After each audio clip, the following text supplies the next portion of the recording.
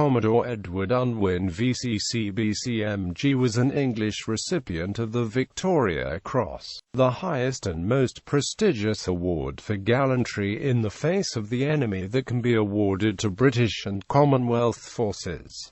Early life. Born in Fawley, Hampshire on the 20th of April 1864, Unwin joined the Merchant Navy at the age of 16 and spent 15 years serving on clippers with P&O. He trained at HMS Conway and joined the Royal Navy on the 16th of October 1895, serving during the South African War. In November 1901 he was appointed to HMS Vivid to serve at HMS Forth, but only 5 months later he was transferred in April 1902 to HMS Monarch, serving in the South Pacific. He was lent to HMS Hawke for service on the ship during the voyage to South Africa where the Monarch was stationed. Unwin was promoted to lieutenant commander in 1903 and retired in 1909 with the rank of commander. He was recalled to the service on the 29th of July 1914, shortly before the outbreak of the First World War.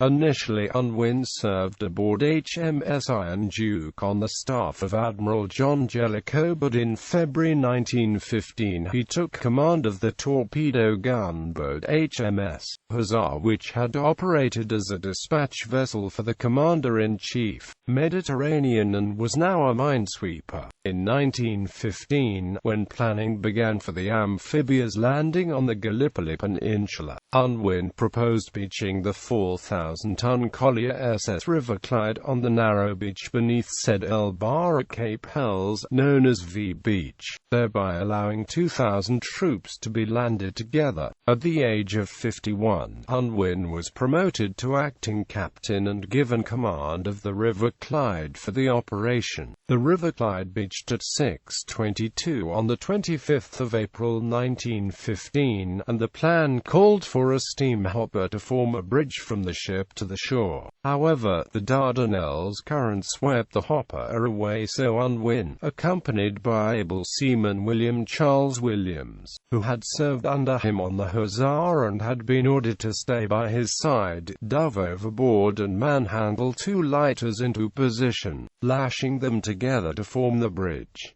All the while Unwin was under fire from the Turkish defenders. When Williams was mortally wounded, Unwin went to his aid and the lighter he was holding was swept away. Unwin collapsed from cold and exhaustion, his place being taken by other men. After an hour of rest, he returned to the lighters until he was wounded and collapsed again. Once the attempts to land had ceased, Unwin went out a third time to attempt to recover wounded from the beach. According to one account, he retrieved 7 men. For his actions, he was awarded the Victoria Cross.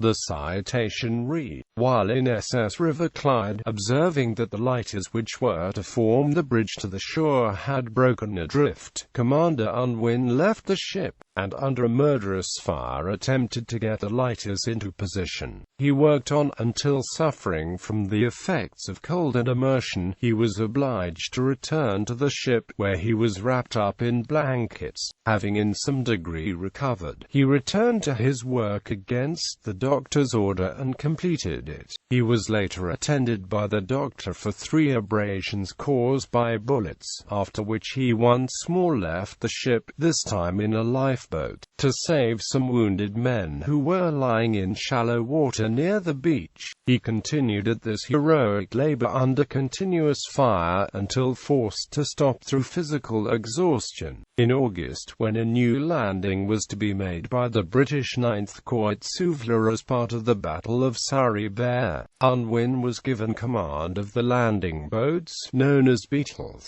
He was the first to report on the landing to the Corps commander, Lieutenant General Sir Frederick Stopford, and advised against landing further troops inside Suvla Bay due to the darkness and reefs.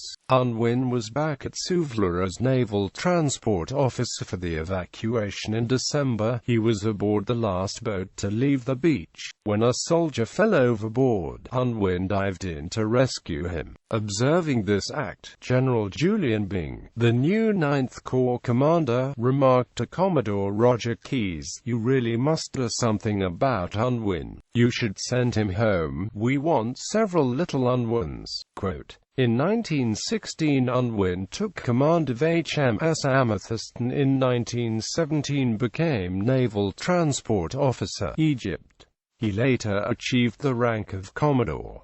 Later life. Unwin died on the 19th of April 1950 and is buried in Greyshot, Surrey. His Victoria Cross has been loaned by his family to the Imperial War Museum, London, where it is on display. A memorial to Edward Unwin was unveiled in Hythe, Hampshire on May 11, 2015, with details of the action in which he was awarded his V.C.